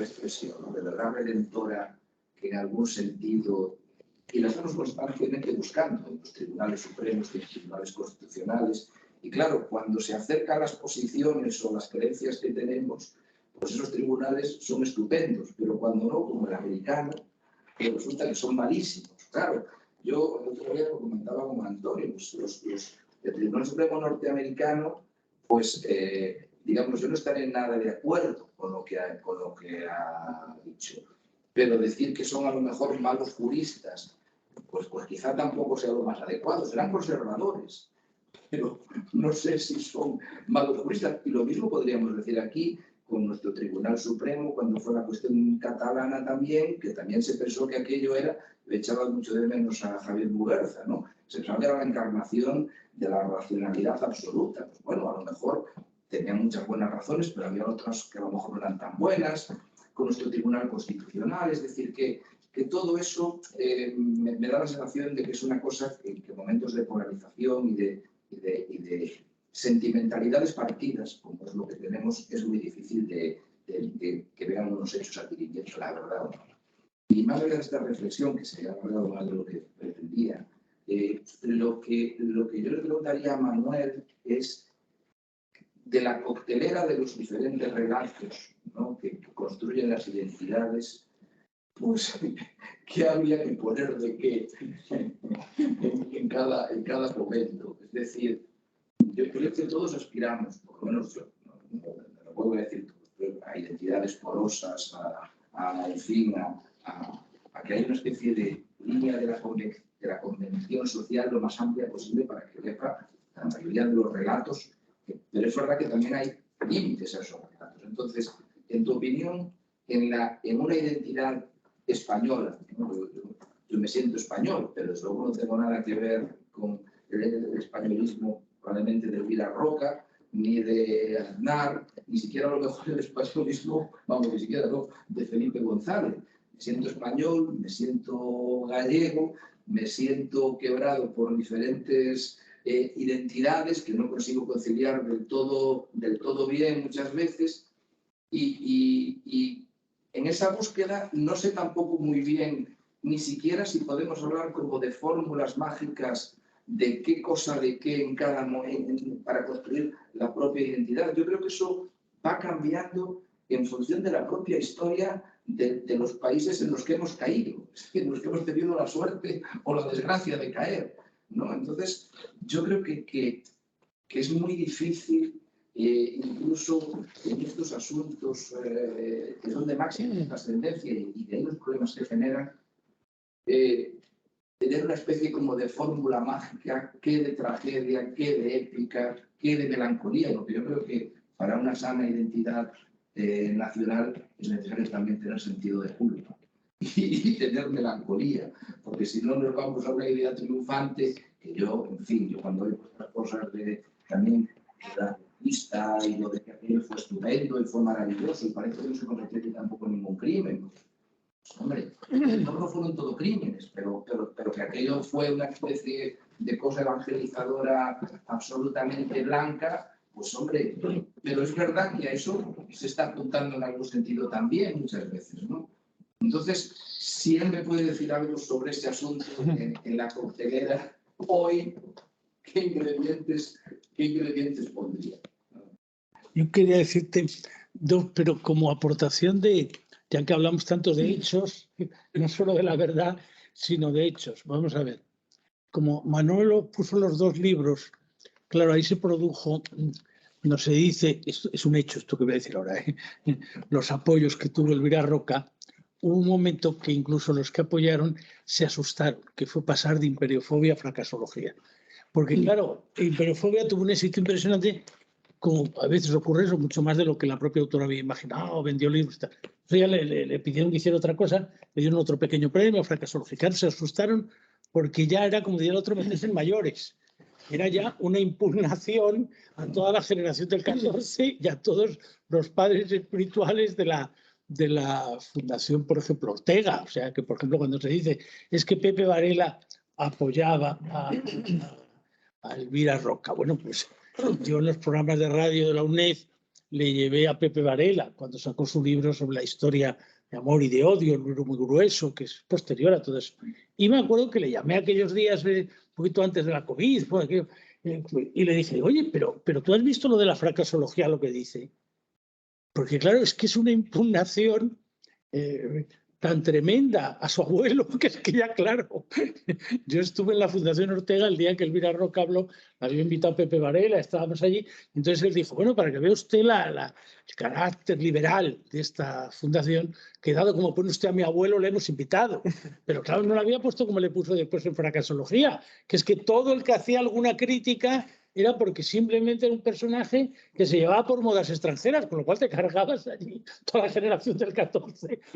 Fuera Ortega, fuera Azaña, fuera Madariaga, fuera Fernando Los Ríos, claro, ya se asustaron diciendo, llegó a parar. Y es verdad que también hubo otro momento previo, y es cuando esto ocurre mucho con los gremios académicos, cuando dijeron, bueno, esto está tan bien, es un libro tan magnífico, el de Elvira Roca, que le den el premio Príncipe de Asturias. Después se llamó princesa por el nombre, ¿no? Los historiadores repuntados dijeron ni hablar, pero ¿cómo se le va a dar a ella si todavía no anda ninguno de nosotros? Ni hablar, ya empezaron a parar y se acabó el asunto, como también se acabó lo de que hubiera ido a la academia y tal. O sea, son este tipo de libros que tienen un impacto enorme, pero claro, está mezclado esto que decía José Manuel, lo de Arcadi, lo de que de pronto habla de Maastricht, o sea, están mezcladas cosas ahí muy diversas y eso pues tuvo esa importancia. Y después hay una segunda también de hechos. Bueno, si se puede decir así, de hechos. Cuando se ha hecho esa pregunta que a mí me parece muy importante, que es la de por qué hay un momento en que estas personas, algunas de estas personas que habían tenido una actitud muy combativa en relación al nacionalismo vasco, por ejemplo, no al nacionalismo solo radical, sino al propio nacionalismo del PNV, toda la interpretación, de pronto, de alguna forma, encuentran cobijo, tú lo has dicho con esta frase de Jiménez Los Santos, ¿no? De que para de pronto poder sentirme español tuve que dejar la izquierda o tuve que ser de derechas, todo este tipo de cosas. Bueno, a mí me parece que ahí hay un punto importante, digno de analizar, y es que hay un momento en que, y tiene que ver con esto que se conmemora estos días, con lo de los 25 años del asesinato de Miguel Ángel Blanco y con todo el tema del espíritu de él, todo este tipo de cosas. Bueno, hay un momento en que la derecha de entonces, que es Aznar, yo estaba de diputado entonces precisamente cuando Aznar tenía un pacto parlamentario con el PNV, con Convergencia y con la coalición canaria que duró 4 años. Ahora parece imposible, pero aquello existió, como decía el otro. Yo estaba allí, yo lo viví. O sea, quiero decir, yo veía cómo hablaba Ana Sagasti con cascos y cómo hablaba el Molins, que ya ha muerto también con cascos, que era el que llevaba todo aquello, y aquello funcionó 4 años. O sea, no es un asunto. Y estuvo lo de Hermue y la tregua de ETA y la vuelta otra vez a los asesinatos, y la legislatura terminó 4 años. O sea, que ese punto haya. Pero hay un momento en que se dan cuenta de lo siguiente, que es una pregunta que se hace. ¿Quién está estableciendo la capacidad de ser combativo frente a lo que ellos consideraban la derecha española y una parte también importante de la izquierda consideraba la actitud de mirar a otro lado del PNV en relación a ETA o de ser cómplice, complaciente con el nacionalismo por parte de la Iglesia vasca? Y ahí ven que hay un elemento que no son los empresarios, que pagan los que pueden la cosa, y si no los pobres, como se ve en lo de Patria, acaba terrible. No son los banqueros, no. Ellos ven que ahí hay un grupo de intelectuales, de profesores y tal, que son los que están dando esa batalla. Y entonces, claro, mucha de esa gente pues lo está pasando muy mal, y ahí la estrategia que siguió Aznar con gran fuerza y con gran apoyo institucional fue darles cobijo también institucional, darles apoyo, y ahí pues se hizo con universidades, con fundaciones, etcétera. Es decir, tomó como una, ¿cómo te diría la expresión? Tomó como una batalla, que es solo una batalla, confirmando lo que tú dices, que no es un problema solo de hechos, es una batalla de interpretación, y que eso no lo van a hacer los empresarios, ni los banqueros, ni los que son el supuesto sector económico tal, que esto no lo va a hacer, esto hay que construirlo, y son imprescindibles, y ahí es donde viene toda la operación. Es distinta a la operación que había hecho, a cómo lo entendía los años que había habido de los gobiernos de Felipe González, los 14 años, sí. Es distinta por un elemento, porque en la estrategia que llevaba los gobiernos de Felipe González siempre consideraban, ellos tenían como una cosa en la cabeza, ¿no? Felipe González tenía como una cosa obsesivo. Yo como lo escuché tantos años, cuando en 14 años en el Comité Federal, cuando me dice lo de Felipe González, acabaría con la cabeza. 14 años son muchos años. Él tenía una cosa obsesiva, que era la idea del proyecto socialista como proyecto autónomo en relación a otras fuerzas de izquierda, fuera el PC, Izquierda Unida, distancia cada vez mayor con los sindicatos, por eso se vuelve loco con todos estos gobiernos de coaliciones, que no puede, o sea, no puede. Para él es un asunto que yo me acuerdo de ir a una agrupación que me decía, pero es una vergüenza que Felipe González critica al gobierno, y ya le dije, mira compañero, para, porque es que tiene que volver a nacer Felipe González para apoyar eso. Es que claro, es lo contrario a lo que él ha defendido siempre. Pero así como él tenía esa posición clara de que había que ir hacia el centro y nada de conexión con otras fuerzas de izquierda, él siempre tuvo la idea de que para articular, vertebrar, si se quiere utilizar la expresión orteguiana, era imprescindible el acuerdo con el PNV y con Convergencia. Es decir, que si no, esto no salía. O sea, todo lo que fuera dar una batalla cultural al PNV, no. Esto no. La idea era que había que decir, a pesar de todo, y por eso él siempre fue, pues miró con recelo, que eso era meterse en un jardín peligroso, y Aznar no, Aznar tiene la idea contraria, de que él tiene que recuperar un nacionalismo español orgulloso que dé esa batalla. Y son diferencias. Y ahí efectivamente no. Y eso tenía, cada una de las dos estrategias tenía sus ventajas y sus inconvenientes. Pero la idea era, con el PNV, a fin de cuentas, el PNV, pues hombre, son los compañeros del exilio, son con los que estuviste no en la Junta, en la Plataforma Democrática, en el Consejo del Movimiento Europeo, en Múnich, o sea, hay todo un pasado y no, eso no. Entonces hay que hacer, y él está continuamente, esa es la estrategia durante todos estos años, ¿no? Y eso, claro, lleva un momento que va a provocar pues la ruptura después ya lo que es UPyD y lo que es todo esto, porque viene de esa época. O sea, que es una visión distinta, es en el fondo, quizás por sintetizarlo, la visión de la generación de González era, cuando entremos en Europa todo esto se arreglará. Se disolverán las identidades nacionales, los sentimientos, porque ya las soberanías son más diluidas, son más líquidas. No, o sea, esto de los nacionalismos tiene, como diríamos, fecha de caducidad. Visto lo que ha ocurrido después, pues fue una hipótesis que no se ha cumplido para nada, pero esa era la hipótesis. Mientras que la posición de Aznar es, quitémonos el complejo, y entonces una vez eso, demos la batalla y tenemos esto. Había un último asunto que ayudaba a conectar a Aznar con estos intelectuales y a estos intelectuales con Aznar. Y hay que tener en cuenta que el final de la etapa del felipismo, ahora que se le elogia de esa manera por la derecha todos los días, un barullo descomunal, bueno, la campaña fue brutal en contra, pero sobre todo es que, claro, había problema de lo que había sido el final, que es cuando salió todo aquello o sea, el que ve, bueno, que yo siempre que lo digo, que ya la gente no lo ve, pero hay una serie muy buena que se llama Cuéntame para entender eso. Entonces la de Cuéntame, el Tony Alcántara acaba en la Moncloa y tiene que salir corriendo porque ya no puede más de la locura que aquello era un espanto allí, Roldán se escapa, está el otro, y ya el pobre me tiene en la cabeza que ya no puede. Mira, te dejo, te dice, yo me voy, porque efectivamente aquello fue un proceso tremendo. Y claro, eso hace que hay un momento que estos intelectuales son ellos también los que le animan al PP a decir, hombre, sois vosotros los que podéis dar la batalla, vosotros no cargáis con el lastre de lo que han sido estos años, de la cal y de todas las cosas. Eso también influyó. Por lo tanto, ahí hay muchos de matices, de hechos que convendría plantear. Y después ya, claro, a mí también me gustaría que comentases, como tú sigues esto tanto, pues efectivamente yo creo que en el caso de Rejón, pues ellos sí tenían la idea de que nada de los años 30 se podía recuperar, que eso es una memoria que no puede tal. Y esto es un choque, tú que lo has estudiado también, del 15M, el momento de la memoria histórica, que lleva incluso a elementos posteriores, ¿no? Es decir, y que todavía sigue en el día de hoy. Y ahí sí hay una conexión con Villacañas, porque como Villacañas sí que piensa que la destrucción del pueblo republicano llevado es de tal magnitud, es muy difícil de recuperar después, por no decir que es imposible, y entonces empieza la idea de que hay que construir un nuevo pueblo. Entonces toda esa mezcla está también ahí.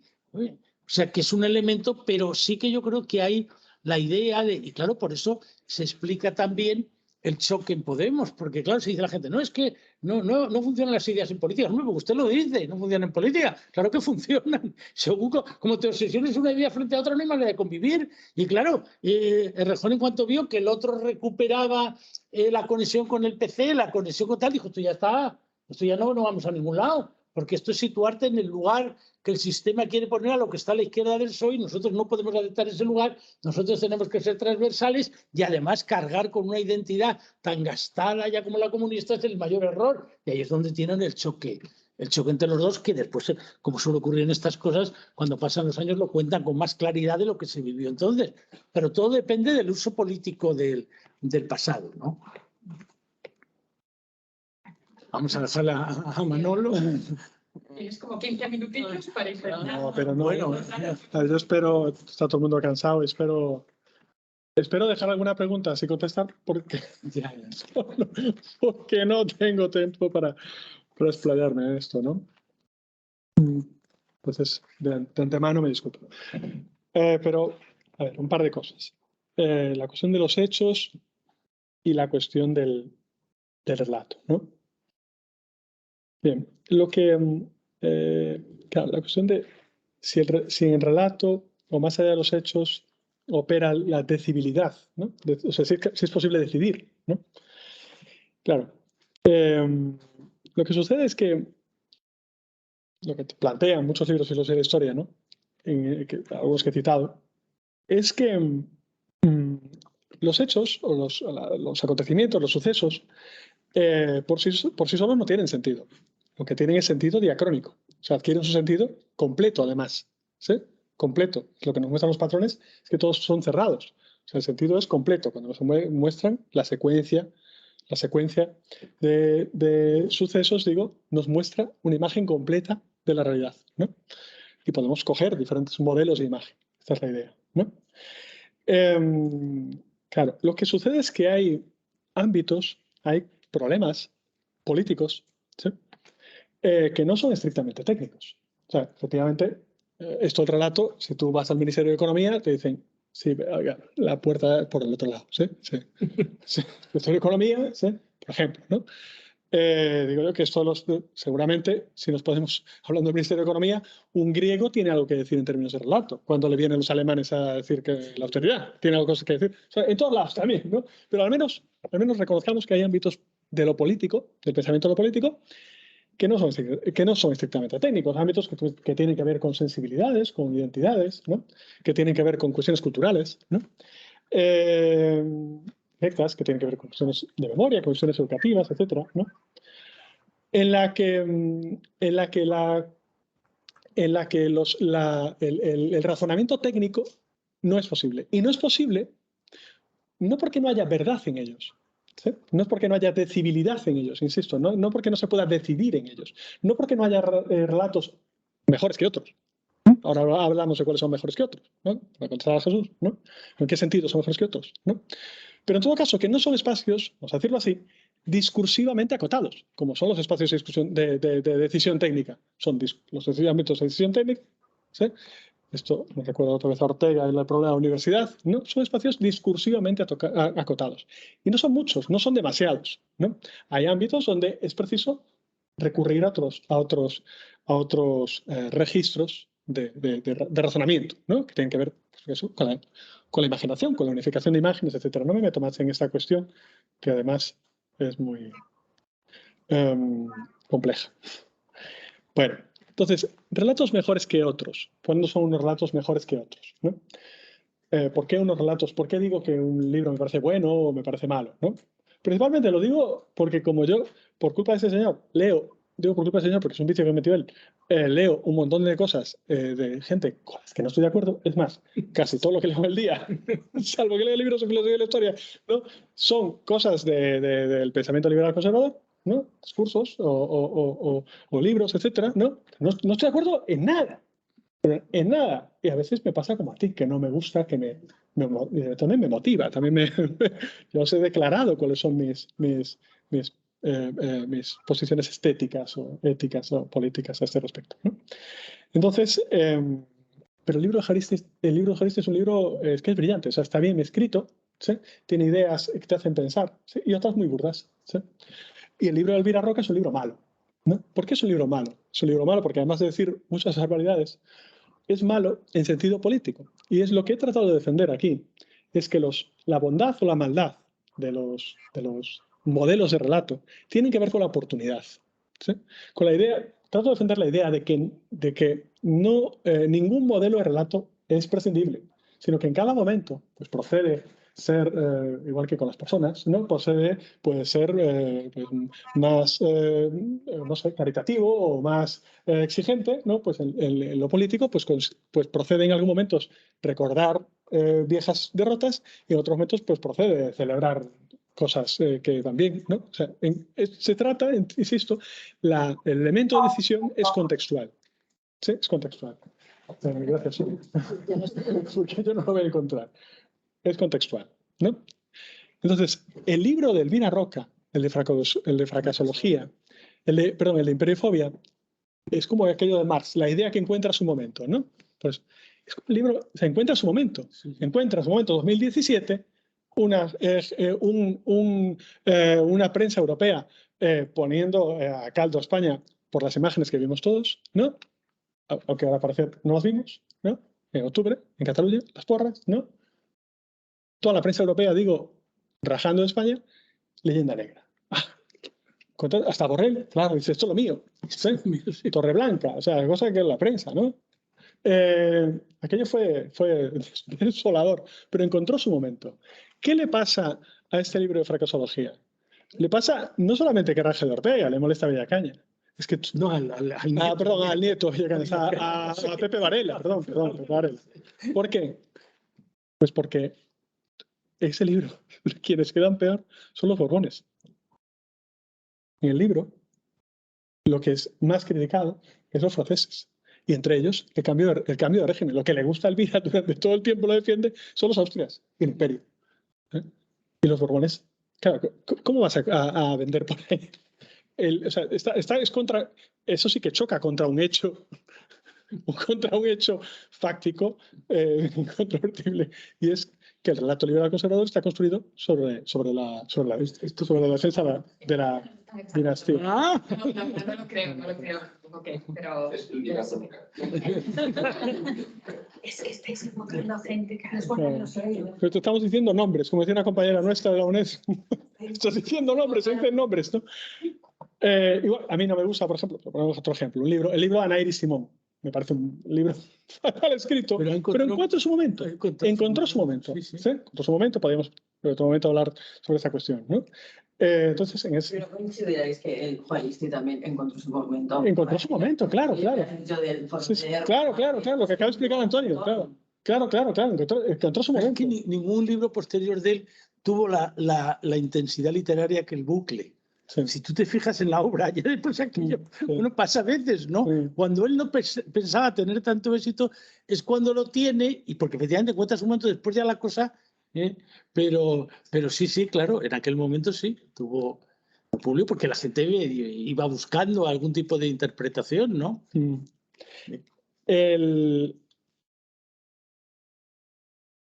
Entonces, libros de éxito, ¿no? ¿Por qué la Torá es un libro de éxito? ¿No? ¿Por qué entiendo yo que es un libro de éxito? Pues yo entiendo, y por eso no voy a hablar ahora, no voy a hablar de la tesis del libro de Michael Walzer, porque ya decidí anteayer hablar de otra cosa, ¿no? Hablar de estos otros. Pero sí hay una cosa que explica Michael Walzer en Éxodo y Revolución, ¿sí? que me parece interesante y que conecta con otras cuestiones, ¿no? que yo he estudiado, ¿no? Y la idea de que es bueno porque es plural, ¿sí? Porque es un libro no de sacerdotes, sino de estudio. Es un libro de estudio, es un libro de debate, es un libro de discusión, que permite interpretaciones diferentes. Hasta el punto de que si tú vas a ver a Fry, ves que el relato de redención tiene pues desde Abraham o el propio Adán, o si queréis Jesucristo en el tal, o si queréis tomarlo en un sujeto colectivo, el pueblo de Israel, tiene muchos relatos. La principal controversia, según la plantea Walzer, es entre el primero y el segundo éxito, el primero y el segundo éxodo, ¿sí? O sea, entre el éxodo de Egipto y el éxodo de Israel. Sin extenderme, la tesis de Walzer es que el sionismo está anclado en el segundo éxito, en el segundo éxodo, o sea, en el éxodo de Babilonia, no en el éxodo primero, en el éxodo de Egipto. ¿Por qué? Porque el éxodo de Egipto lo que nos promete es Canaán, y la tierra prometida es Canaán. Y en el Éxodo de Babilonia lo que nos promete es de nuevo el Edén.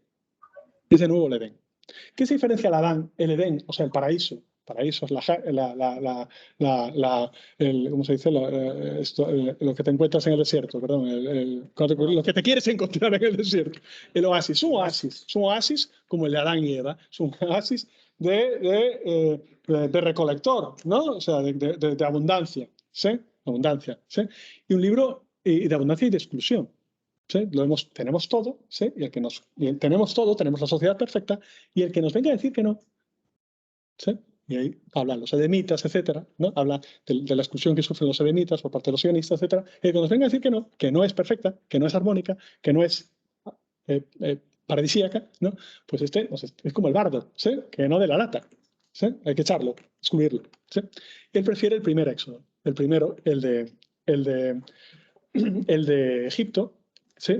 Porque efectivamente el bardo no entra, ¿no? El poeta ya no llega, ¿no? Pero es un texto, es un éxodo, digo, que culmina en Canaán, una tierra de trabajo, o sea, una tierra como la vida, que tenemos que trabajar, no es un paraíso, ¿sí? Y más importante, de estudio.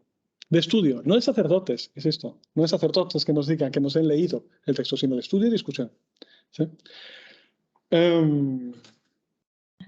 Y se acabó. Bueno, no. Cosas de aquí que se han dicho, bueno. Bueno, no, por contestar a Jesús, ¿no? Que yo creo que hoy, hay que dar la idea, ¿no? De lo que hemos tenido mucho, de lo que hemos tenido en abundancia, al menos el recorrido que yo he tratado de mostrar, ¿no? Y que Antonio me ha matizado con razón, es de esta insistencia en la idea de que el relato político, de que el relato democrático, ¿sí? Democrático, ¿no? Se construye sobre un tipo de modelo solo, ¿no? Solo se puede construir sobre un tipo de modelo que es el orgulloso, ¿no? Yo creo que hay, o sea, defiendo con muchos autores, ¿no? Muchos autores no españoles, que existen otros modelos y que en ese momento es pertinente, es pertinente y que, por ejemplo, al 15, en lugar de épica populista sudamericana que tenía dónde anclar, tenía relatos de dependencia, ¿no? Pues le hubiera valido, ¿no? Alimentar un poquito más esa épica, bueno, histórica española, ¿no? Liberal, que, bueno, pues que en ese sentido sí tiene sentido, que no lo dice Vallacañas, ¿no? Es que 40 años de dictadura dejan una huella indeleble en este sentido, que es la desconexión con esa tradición, ¿no? Y ahora sí que nos vamos, ¿no? Muy bien.